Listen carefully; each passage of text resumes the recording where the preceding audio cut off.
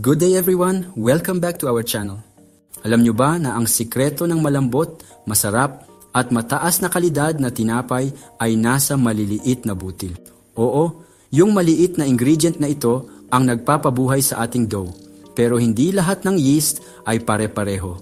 Sa video na ito, pag-uusapan natin ang iba't ibang klase ng yeast, kung paano gamitin ang bawat isa, at kung alin ang pinakamainam para sa iyong recipe. Tara, simulan na natin. Ang yeast ay kumakain ng asukal sa harina at naglalabas ng carbon dioxide. Yung gas na yon ang nagpapalsa ng dough kaya lumalambot at lumalaki ang tinapay. Pero iba-iba ang klase nito. Narito ang 5 sa mga pinakasikat na uri ng yeast na ginagamit sa pagbe-bake. Number 1, active dry yeast. Ito ang classic na yeast na makikita mo sa mga pakete o bote. Tuyo at butil-butil ang itsura. Bago gamitin, kailangan mo muna itong haluin sa maligamgam na tubig 30 to 40 degrees Celsius na may asukal.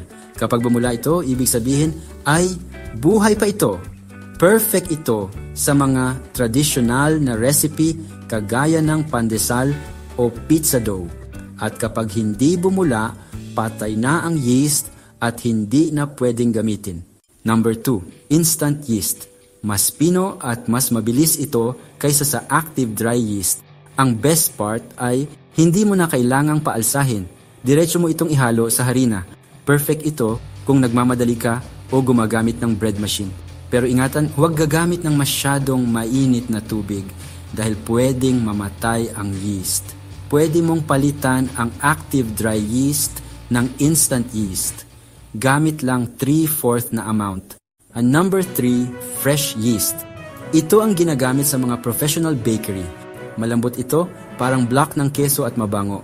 Paano gamitin? Durugin mo lang at haluin sa maligamgam na gatas o tubig. Mas malasa ang dough nito, kaya perfect sa ensaymada o croissant. Pero madali itong masira. 2 hanggang 3 linggo lang sa ref. 1 tablespoon ng fresh yeast ay katumbas ng 1 teaspoon ng active dry yeast. Number 4, osmotolerant yeast. Espesyal ang yeast na ito para sa mga matatamis na dough kagaya ng pan de coco o cinnamon rolls. Bakit? Dahil ang dough na may mataas na asukal ay nakakapatay ng ordinaryong yeast. Pero ang osmotolerant yeast, kayang-kaya niyang i-handle ang masa.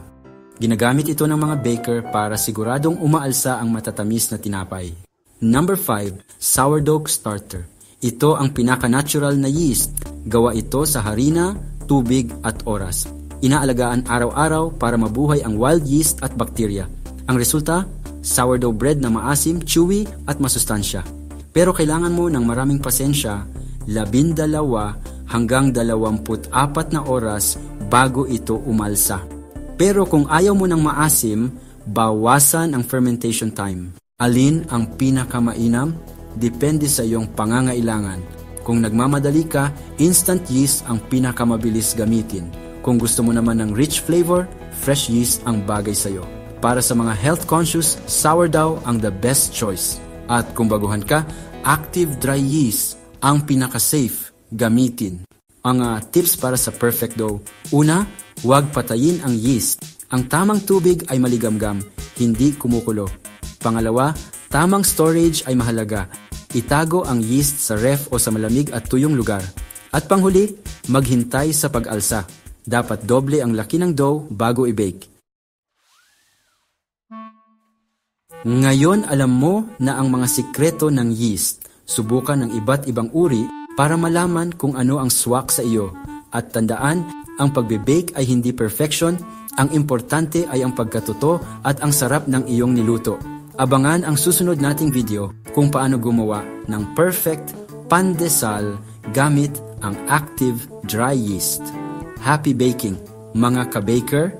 Ingat at see you next time! Salamat sa panonood, subscribe para sa mas maraming baking tips